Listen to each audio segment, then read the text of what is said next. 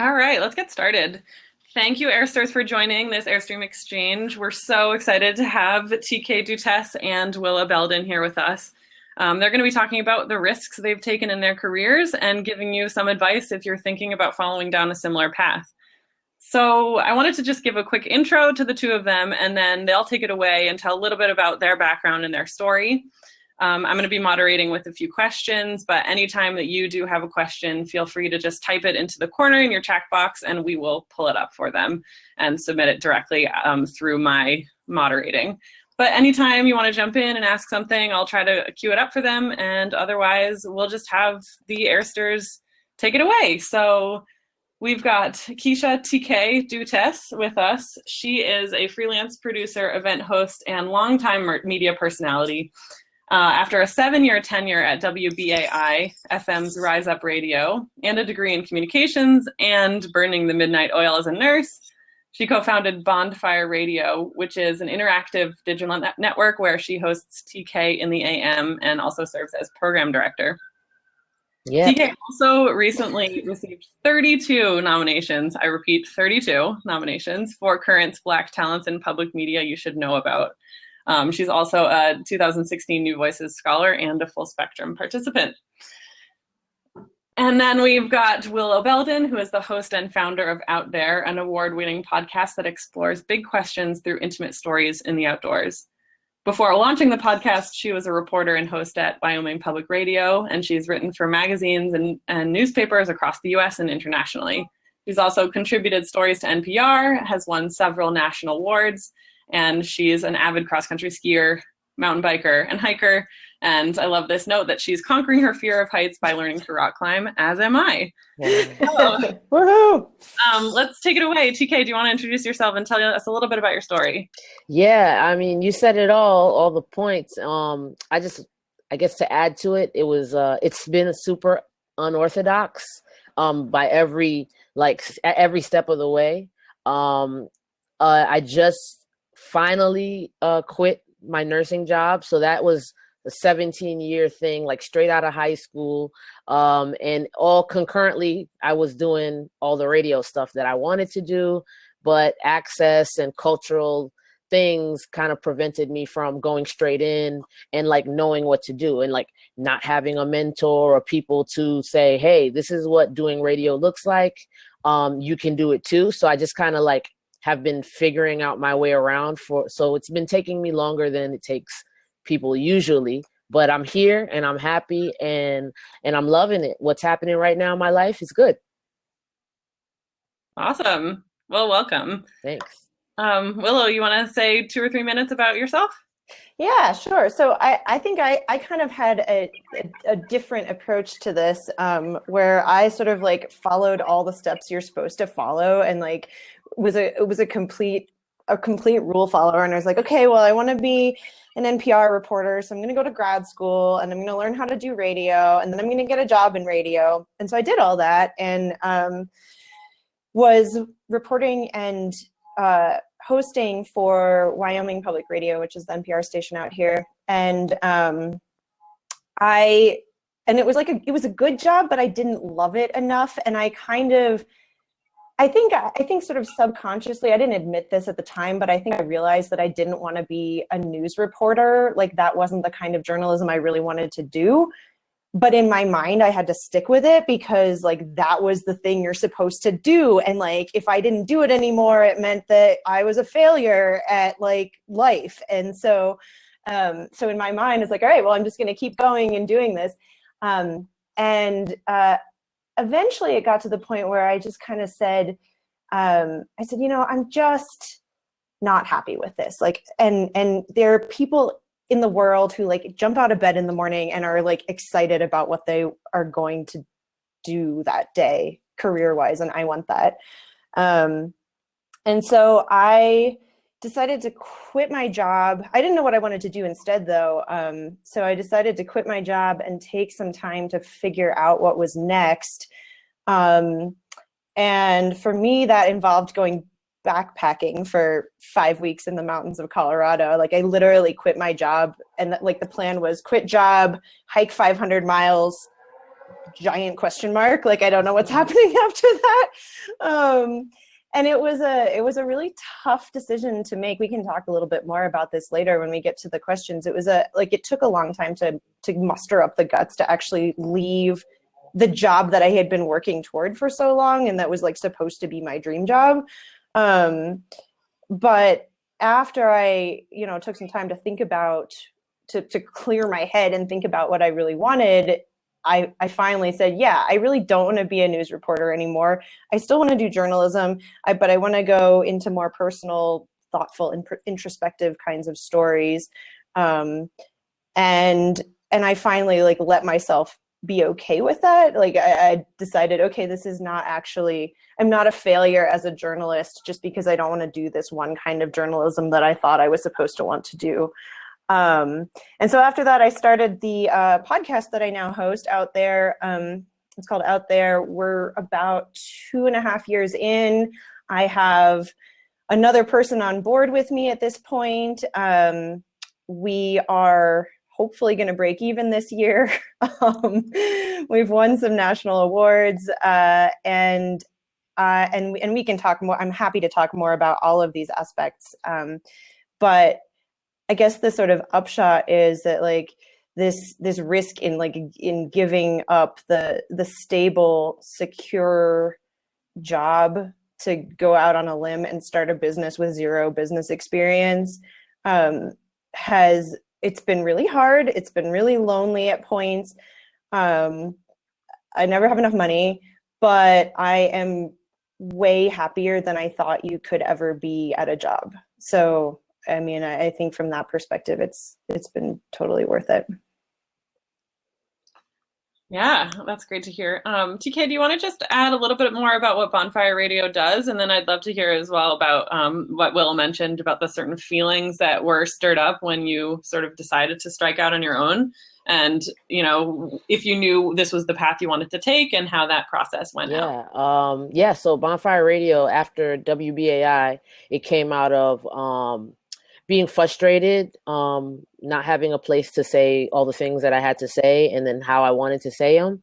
And another friend of mine who is an artist as well, he wanted to do a show of his own. So we just said 2 shows make a network.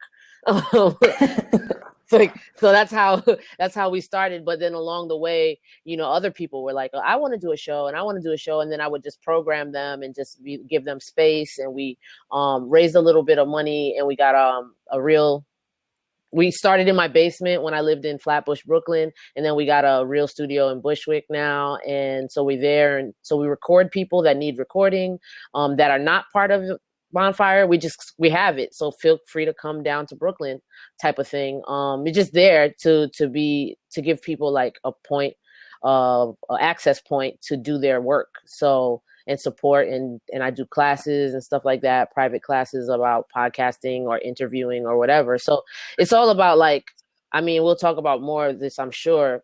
Part of all this is creating different ways, income streams and ways to make money, and increase your joy by teaching other people, by making yourself an expert, by using the thing that you love so much to make you some money. I'm definitely not rich. I live with my cat and I have 2 roommates. So chill, y'all. But I'm not breaking even either, but I'm loving what I'm doing.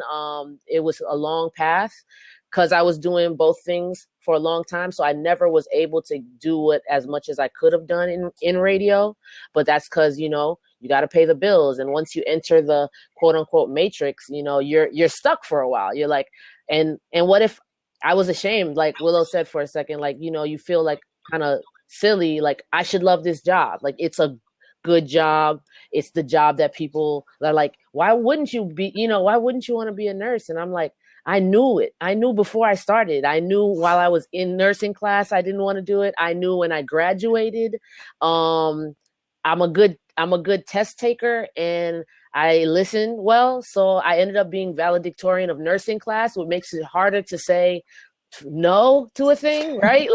Who's going to say no to a thing? So then you get a job because your mom says so and nobody's going to help you. So it's all these things compounded made it really hard for me once I got the ball rolling in one thing to get out. So I tried to quit like maybe 7 years in. It didn't stick.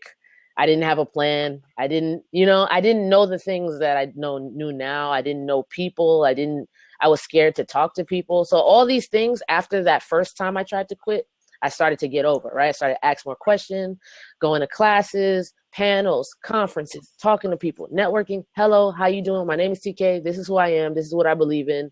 And, so here I am now, finally quit. Finally, for sure. I'm not going back, y'all.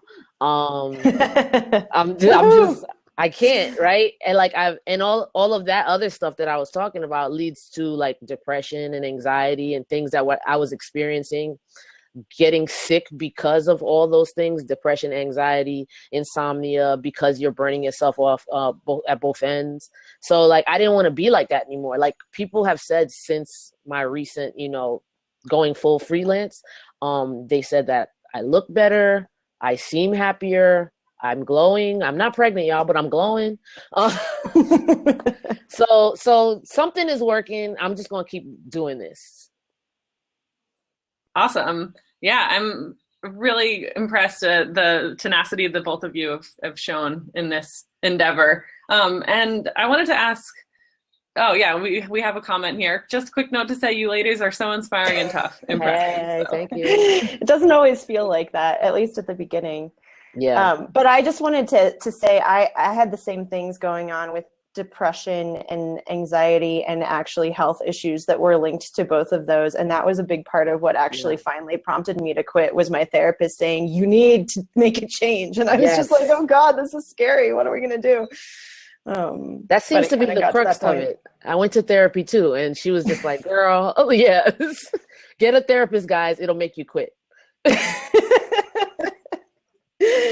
Something like that. On that note, I'm curious for folks who are maybe wondering about leaving that secure 9-to-5 job and asking, is it for me? What would you say? And then maybe on vice versa, for those who are currently freelancing and thinking, oh gosh, I can't do this anymore. I'm just like so burned out.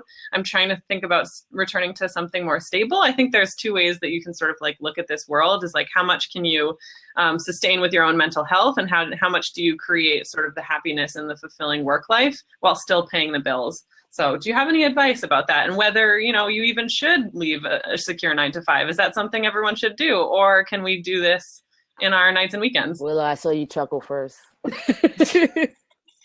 I was chuckling at the like, should everyone leave their 9-to-5? No, everyone should not leave their 9-to-5 job. No. The world would grind to a halt. But no, I mean, I think, first of all, I got to say that anyone who's making a living purely as a freelancer, I think you are tough and inspiring. Like, I don't think I could do that.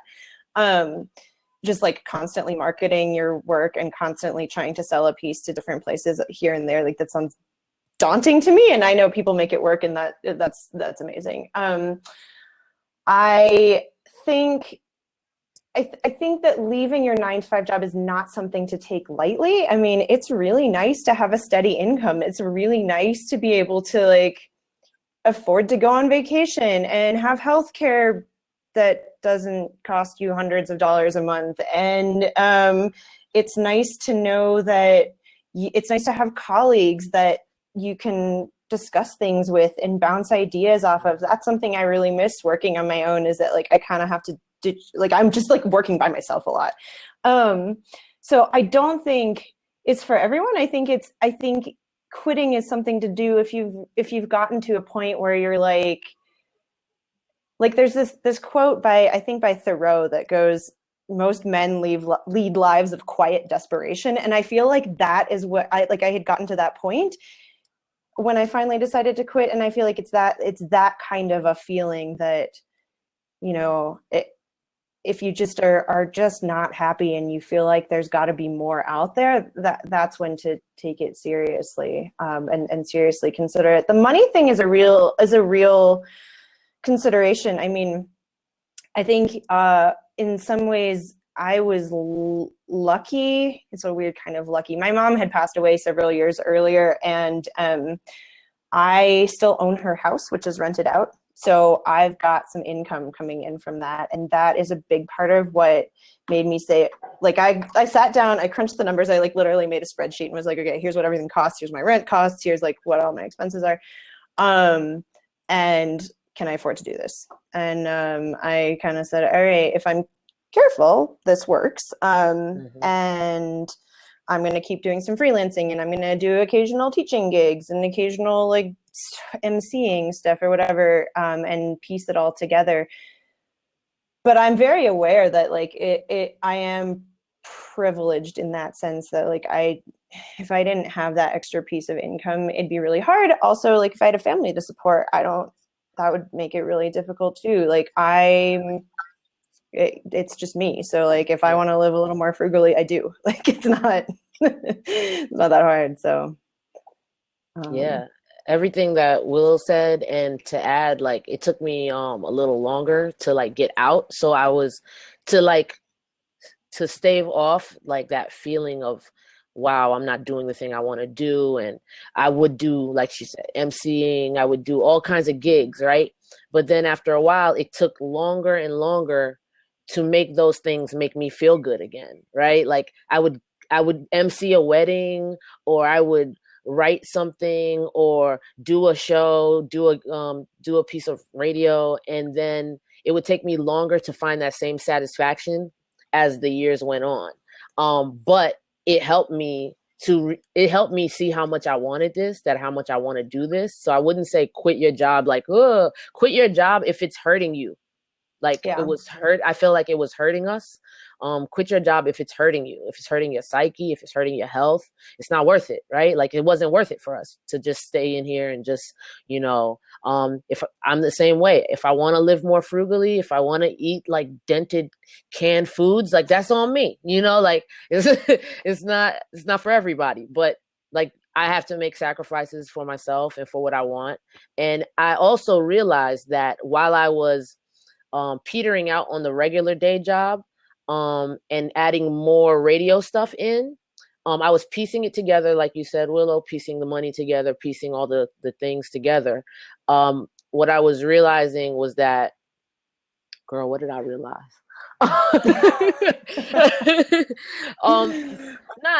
That like as soon there was gonna be a day that I had to just say no more, and it took a long time, but don't quit your day job unless it's hurting you, because you need to work. You need healthcare. Your kids need food. You need food. It's not fun being broke. So like, it's not like a matter of quit your day job willy-nilly. Like it's quit your day job if it's hurting you. And I'm looking for work. Like for me, it's not about freelance or not freelance. I just want to do only audio work ever for the rest of my life, because I know what it feels like to not do it. Yeah, I mean, I think sort of maybe the metric to go by if you're thinking about like, do I quit my day job?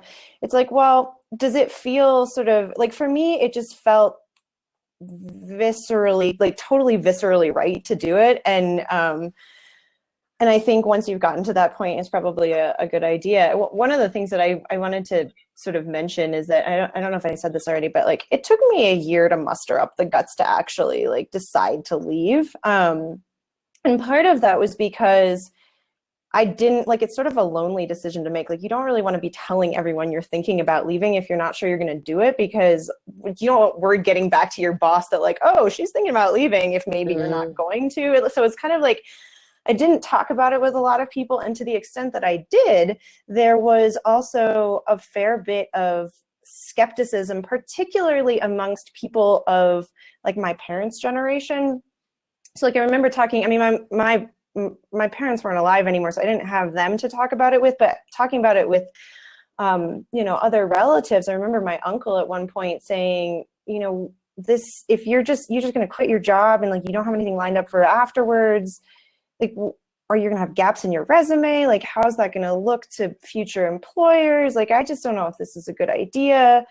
And that, like, those kinds of comments are hard to it's hard to ignore those because they're coming from people that you trust and that have like spent their whole lives working on their career and are supposed to know more than you do, and probably do know more than you do, but like at some point you just have to say, okay, what feels right, and then do that. And in reference to those type of comments, you know what I did after a long while, I realized they don't really know me like I know me, right? And they don't know what we're trying to do. Like whether if we're singing, if we were trying to be singers or actors or whatever, like are they singers or are they actors? Or is this a banker telling a radio producer how to do, you know, like what do you banker? I don't like, you know, like, I just, no, I don't trust people. Yeah. That's actually a good segue to my next question, which is, how do you personally negotiate knowing your worth and valuing your time as an independent or a freelancer, and sort of like setting your own standards? You're probably better at that than I am. I'm working on it. Lots of behind the scenes calls. Like when something comes in, I start like, you know, calling other radio people or emailing. I'm like, look, and also this is important. We have to talk to each other because there's a lot of like this exposure economy and lowball work and whatever, right? Like happening. And I think folks need to be more honest about that. That's why I do call, like, you know, like since I'm a New Voices scholar, I have my my mentor from last year. So like that has been like a super great resource. And just even if he doesn't have the answer, he's like, well, I think I know somebody that does. And I think that like has helped me know my worth because I'm like, oh my God, the things I would have done for $500 are things people are getting $1,500 or $1,200 or $1,000 for. And I wouldn't have known it if I hadn't asked questions. And that's how I'm learning my worth over time. Also, I'm just like, if I've never done something, I clearly know that I don't expect to get paid as much as someone who has. And just being realistic about that, right? You know, really, I think I have to say, really having these conversations with other producers is important. Yeah. Yeah, I would agree. I mean, I ask friends, and I've got many friends who do a lot more freelancing than I do. And so usually when I'm negotiating something, I'll run it by them. My general tendency is to assume that whenever somebody's offering me a certain amount of money, they probably should pay me more. So because they're probably expecting to negotiate. You know, not because like I'm that awesome, but just because like they are probably going into this offering less than what they can actually pay. And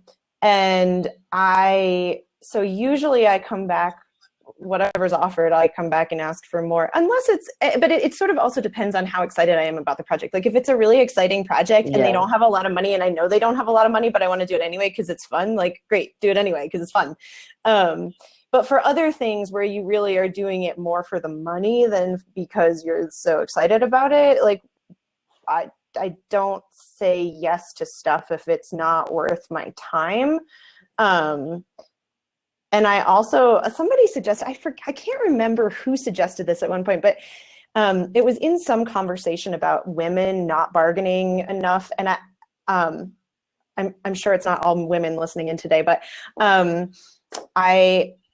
we were talking about how women don't negotiate enough and they'll just like accept whatever is offered. And so the advice was, whenever you're negotiating what you should get paid, think about what would a white dude do, and then do that.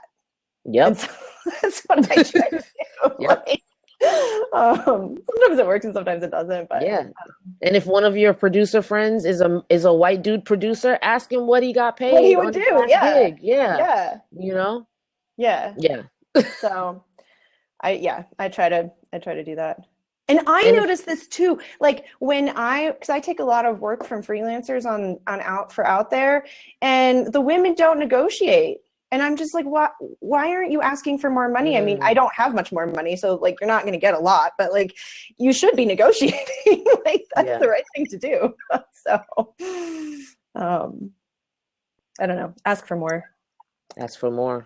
Ask for more. Yeah, we've got a question about that actually. Roxandra asks, how would you use or present your indie work experience to your advantage when negotiating a new gig or new job? I feel like often it's not taken so seriously. Ooh, I'm excited for this one.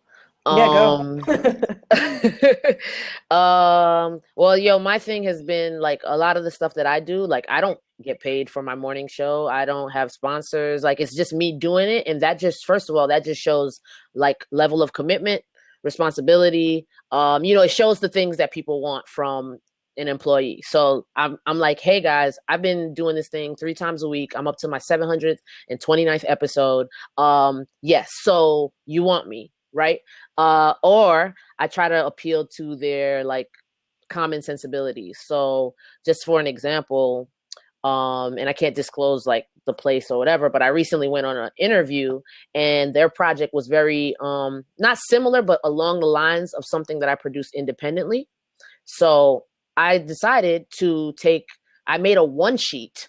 So I brought my resume, myself, and a one sheet of that other project that was in the same vein of their thing that they were looking for.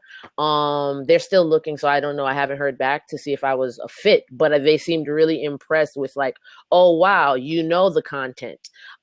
You've actually flipped this into going to several dates on the road, like listening events, etc., festivals. And you did this with no money. So I showed them that like, I have the capacity to do your job because I already did it as my job. And you gotta, yeah. So that's kind of like my advice, not to like show up everywhere with a one sheet, but use that stuff that you did to show them like who you really are, like that you're committed, that you're responsible, that you know how to work a mic, that you can, all the things. Yeah. I mean, I also think like, okay, so I guess 2 things. One, I don't generally actively seek out freelance work at this point anymore because I'm just too busy. So like when it comes to me, I don't say no to it, but I'm not like going out and hustling a whole lot, which is nice. But like in general, I think what people are looking for is they want to see if your work is good. And so whether or not it's independent, they want to know if it's good quality. So it shouldn't really matter if you're producing an independent podcast or an independent radio show versus, being on one of Gimlet's shows. You probably got more experience doing it on the independent show because you probably did more of it, like I don't know. Like, I don't think that's like, yeah, you don't have the name recognition of like, oh, I was on this fancy. The name recognition matters. Like whatever, but yeah. No, I mean, it does matter. It gives you initial legitimacy, but in terms of like, if they're actually going to get to the point where they're listening to your clip, who cares where it was aired? Right. Like if it's good. So yeah. But I will say sometimes, it shouldn't matter, but it does. And that's the weird thing about a lot of this and a lot of freelance stuff. Like, sometimes I get frustrated. Like, this is a totally real, like, I'm vibing with y'all in a real way right now. Like, I get frustrated, right? Like, I think back and I go, wow, 2000, maybe I'm 12 years in. I have a lot of experience, very self-taught. My younger colleagues, they left college, got a job at Audible, Gimlet, Panoply, and here I am fucking still hustling. Like, this is a real thing. And I'm like, what do they have that I don't? It's the name brand stuff, right?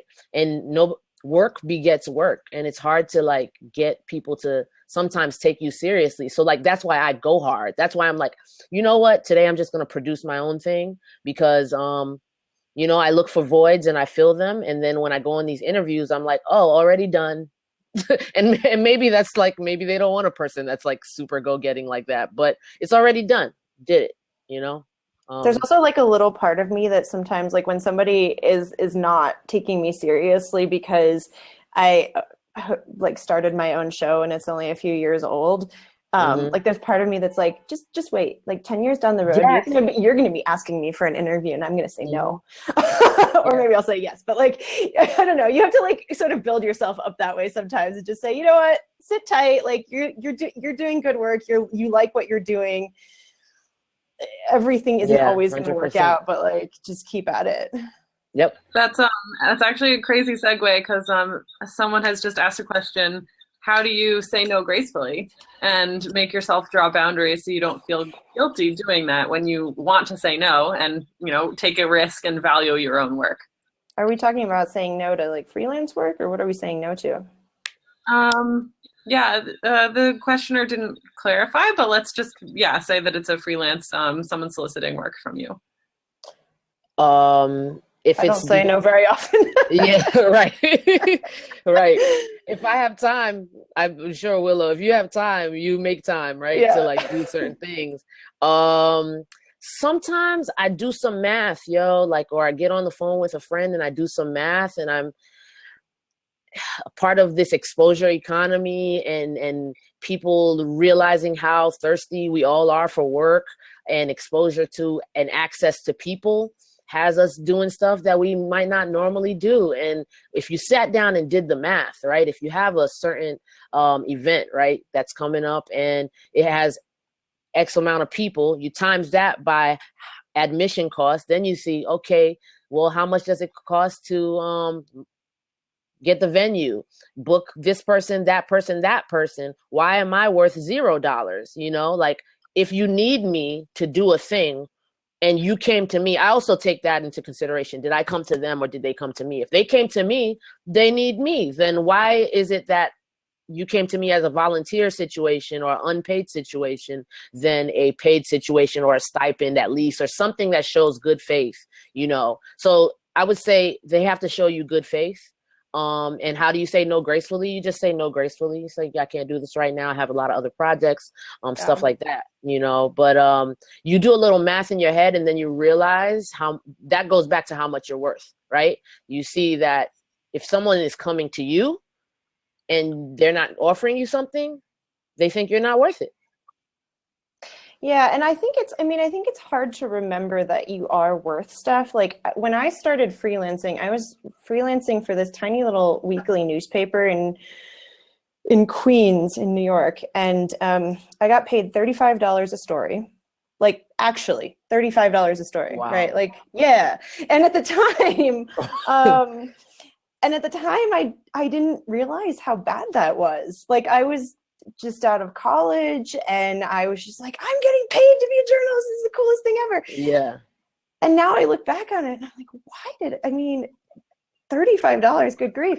And I think until like, I would say no to that now. Like, that's just not worth my time at this point. I think for me, like and I wasn't sure whether I actually wanted to talk about this today, but since we've got the question, sort of when I was thinking about starting out there, I'd already quit my job and had come back and was thinking about this. And I had been talking about collaborating with the public radio station where I had been working. They were interested in a show involving the outdoors. I had been thinking about doing this podcast for a long time already and just hadn't had time when I had a full-time job. It seemed like it could be a good match, and it seemed like, oh, this would be great. Like if they want to do this show and hire me to host it, like awesome, I'll have a real job back and I can do something exciting. And so we talked about it, but they didn't have any money for it. And so, because it was just an idea at that point, and they wanted me to produce some pilot episodes for it. And I said, okay, what can you pay? And they didn't have any money to pay me anything. And I said, all right, well, in that case, like, can you, I could do that for free, but like, could you promise me that I'm going to have a job doing this at like some specific point in the future? And they weren't willing to do that, again, because they didn't have funds raised. And so they couldn't promise that. And I understand that. So then I said, okay, well, how about let's talk about ownership then. Like, could we agree that if this doesn't work out for us to do this with you, I have ownership of it so I can do it independently? And they said no. And I still thought about saying yes to this. So doing a bunch of work for them, like indefinitely for free with no guarantee of a job and no ownership. And I gave it a lot of serious thought. Like I was very close to saying, yeah, let's do this. And finally I had a conversation. I remember very clearly, like I talked with a friend who's a consultant and she's been to business school. And so she's like far more put together about all of these kinds of decisions than I am. and I kind of explained what was going on, and she was like, that sounds like a really bad deal. Like, why are you doing that? And I said, oh yeah, I guess that's a bad deal. Like, okay, I guess I'll go back to plan A and do this independently and, forget about the collaboration. But I think that was like, you don't always realize what you're like, sometimes it takes somebody to tell you what you're worth. And sometimes you do it wrong. And sometimes you say yes to things that don't pay well enough. And it's okay. Like, you have to learn. It's not, you don't figure it out right away. I think you answered some of the next question from Laura. Podcast networks. Okay, so the question is, sorry, Kate, we're like overriding your moderating here. Should we go to this next question? Yeah, let's do it. All right. So Laura says, you mentioned Panoply and Gimlet. Would you like to be part of a larger podcast network such as those or Radiotopia? Pros and cons? And I think when you talked about ownership, that's the biggest con, right? Like, you don't get to keep out there. They keep it, or like, how does that work even?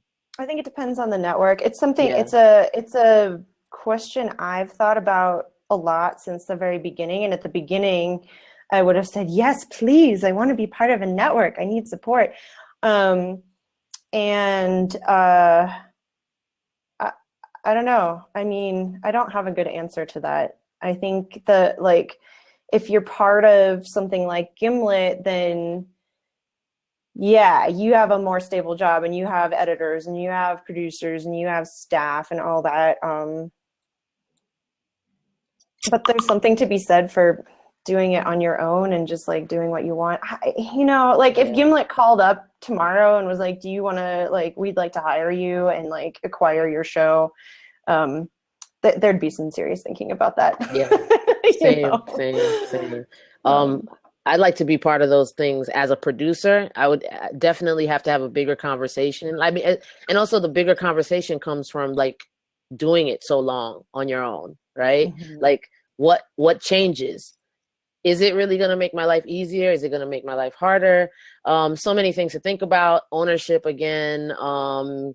What does this network stand for? Does it stand for the same things I stand for? My show is very specific in language, and in purpose, and in who we're talking to. And it might be scary for these networks to have a super free speech Black woman talking, So I don't think my phone is going to be ringing anytime soon to acquire my show. But as a producer, would I love to be part of the team on these? Sure. Yeah, it's a tough question. I mean, I don't have a good answer to that. I think, I mean, none of these bigger networks have approached me, and I haven't approached them because I don't know whether it's worth it or not, or whether it's something that, it's a question we kind of keep talking about once a year. So not really coming up with an answer to. We have another question, but first I wanted to just ask something about something you both touched on briefly at different points, which is access to opportunities. Mm-hmm. And I want to know what you think just about, like Willow, you had mentioned you felt like a bit privileged to have your parents' house that you were able to sort of like take stock of, and TK, you said you've been hustling for a long time and understand that, like not everyone has access to a mentor or having like the sort of doors open in front of you. Can you guys talk about that a little bit?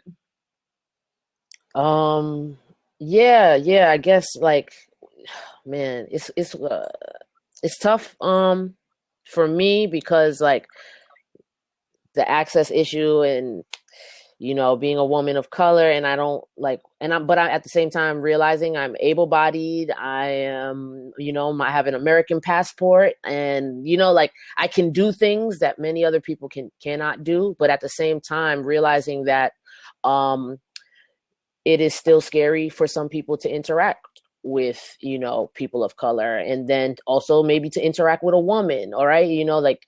There's a hesitancy sometimes in making us part of your team. What is this woman gonna come in and here and talk about, or is she gonna be super militant like she is on her show? Like, like I'm not gonna. That's why I created my own thing, so that I have my own place, and that's why I diversify where all the things that I do. So I also produce a podcast, co-produce Brooklyn Deep's Third Rail, which is a news podcast that takes place in Brooklyn. I don't speak on that.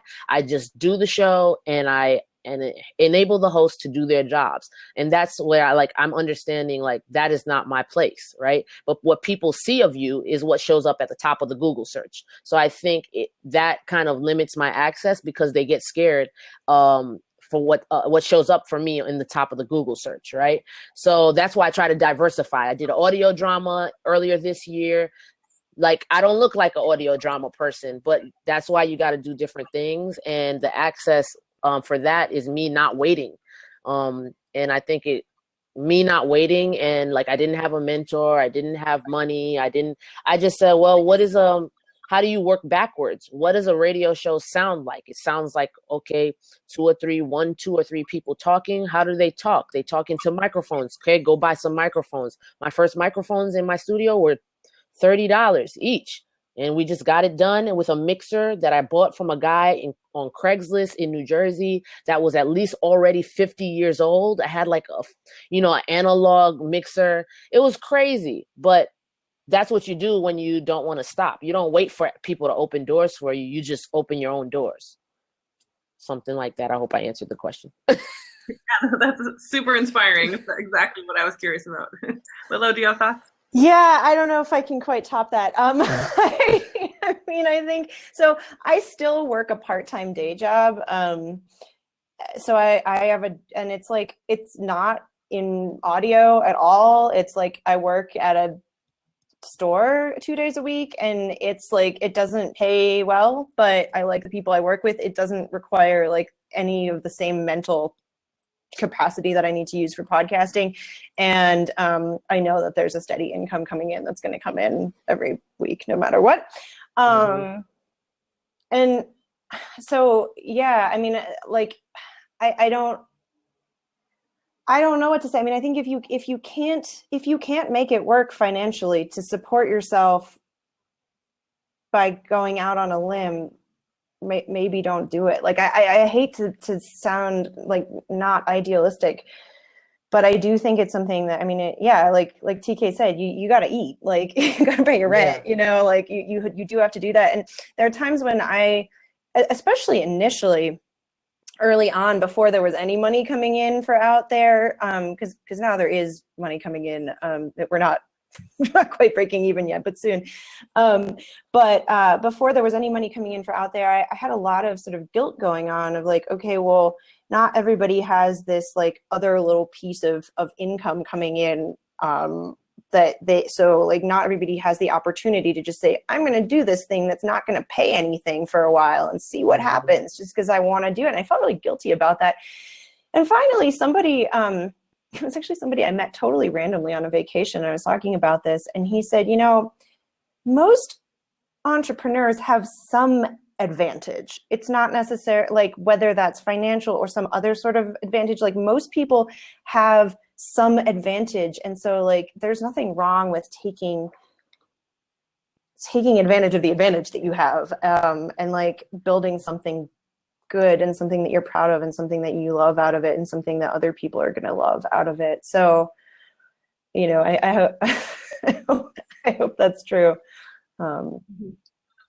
Yeah, that's also a good connection to Davis Land's question, which is, I imagine most of us majored in something like communications and journalism. Aside from just fumbling around through it for a while, what are some ways or resources to learn those business skills? Which I think, like, yeah, we could talk ad nauseum about this, but how have you two taught yourself the sort of financial management and the entrepreneurship skills?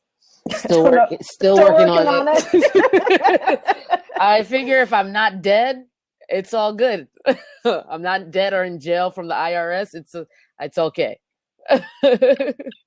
I'm still working on it, honestly. But like, yeah, go to, when they have those not conferences, when they have classes at the library, like there's like a wealth of knowledge, webinars. Score is like a good webinar thing for like small business people, other small business people, financial planners. They have like all this access to like links and information. Like, we don't realize financial planners are not just for rich people. They're more for people like us that need to figure out where that extra 50 is coming from. Yeah, so those kind of, like, I talk to those kind of people and like go to those kind of things when I can.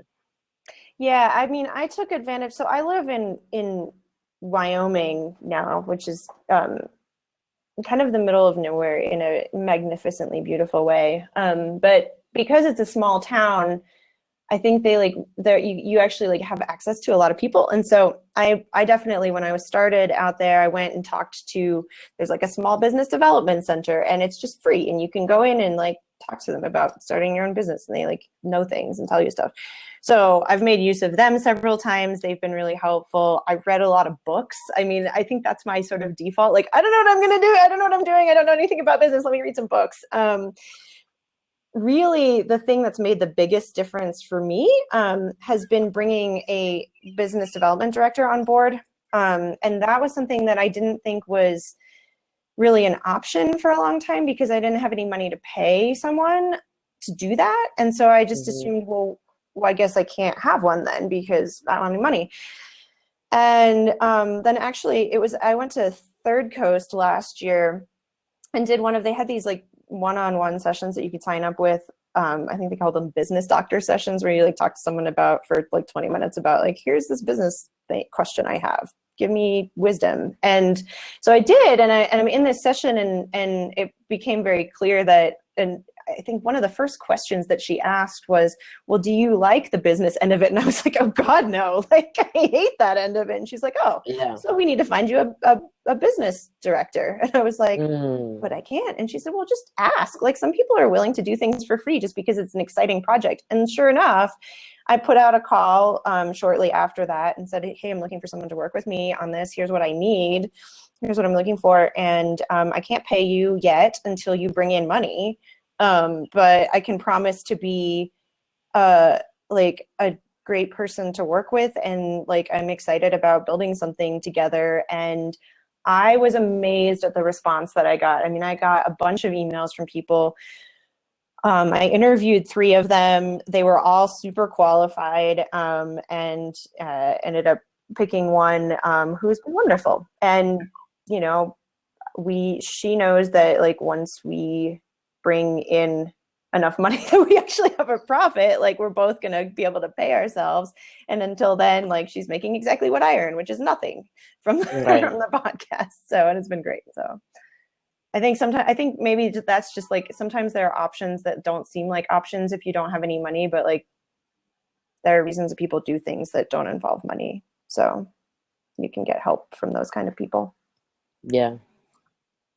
Let me just pause for a second and just say we have time for probably 2 more questions. So if people want to submit a couple more questions here, I'll ask Veronica's now, and then we'll wrap up right around 5 Eastern. So Veronica asks, do you negotiate how soon you'll be paid for radio work before you start working on a story? And is it rude to request a check be mailed out as soon as the tape is uploaded? Like, what's the time frame that you guys tend to consolidate for yourselves? I figure most people generously are working on like the whole net 30 thing. So like give it 30 days. And I know that seems like a lot, but yeah, I'm learning that this is like the culture. But I think to Veronica's point, it should be like, you should at least ask when, right? Like if I deliver this to you on Tuesday, how soon after Tuesday are you going to process my invoice? And then after processing my invoice, how long does it take? I did a freelance recently, and they actually had that spelled out on the paperwork. They were like, our things go in on the 15th. So get your invoice in by the 15th, and then it'll process and then come back in 2 weeks. And I was like, cool. So now I'm like more apt to work with people that already tell you right up front. If you tell me it's net 30 right up front and I'm willing to take it and willing to do the job, I think I don't know. I rather operate with like honesty right from the jump. Even if you tell me, okay, well, we might not get it till 60 days, but like, I know, instead of I hate pulling this information out of people. You came to me again. Like, I didn't come to you. So just tell me what it is. That's kind of how I move with everything. Yeah, I think I've been lucky with radio work in that I've never specifically asked how quickly payment is going to happen, but I found that radio and podcast people have been pretty prompt to pay. And I don't know if that's just normally the case or if I've been really lucky. I have not always had that experience in print. Sometimes they take forever, especially magazines. But I'm actually sort of I think it's not a bad idea to ask. I don't think it's rude to ask. I'm actually sort of in this situation on the other end of things for a tape sync that I commissioned. This is like sort of a tangent, but like we do a lot of tape syncs because I can't go everywhere. And so I had done this commissioned a tape sync from this studio in Northern Washington, and they like weren't sending me the audio. And then eventually it became clear that they wanted me to pay before they sent me the audio. And it's like turned into this sort of whole debacle, and which isn't quite resolved yet. But I do think that, all of that is to say, I think laying out exactly what's happening when is not a bad idea. So. Yeah, agreed. Cool. Let's see if there are any other questions. But in the meantime, do you have any sort of final thoughts if we wait for the last questions to trickle in that you'd like to say? Something you didn't mention, something that the three of us have talked about that we didn't cover today? Anything that's still lingering in your minds? I think we didn't talk about self-care. Right. Yes, that was the next question. Yes. Yeah. I've in my old job, I was doing I was doing night shift, and I recently realized that daytime, like I knew daytime existed, right? Like, but I realized how long I hadn't experienced daytime. So like for me right now, I'm experiencing this stuff like a new baby. I go to the bank in the daytime. I go to the supermarket in the daytime. It's wonderful. And sleep. Sleep, everybody. Go to sleep. Because like when we're chasing these invoices and the way we block out time for projects, where you might be doing a tape sync today, but tomorrow you're editing a piece for somebody else. And then you keep like, we keep focusing on like, oh, I got to pay the rent, but you can't pay the rent if you're sick or dead, like, well, if you're dead, then you win. But, but you know what I'm saying? Like make time to sleep. It felt good when I finally slept like a normal person. So I'm just I'm saying this with the excitement of a person that has newly slept at night. So go ahead, enjoy some sleep, y'all.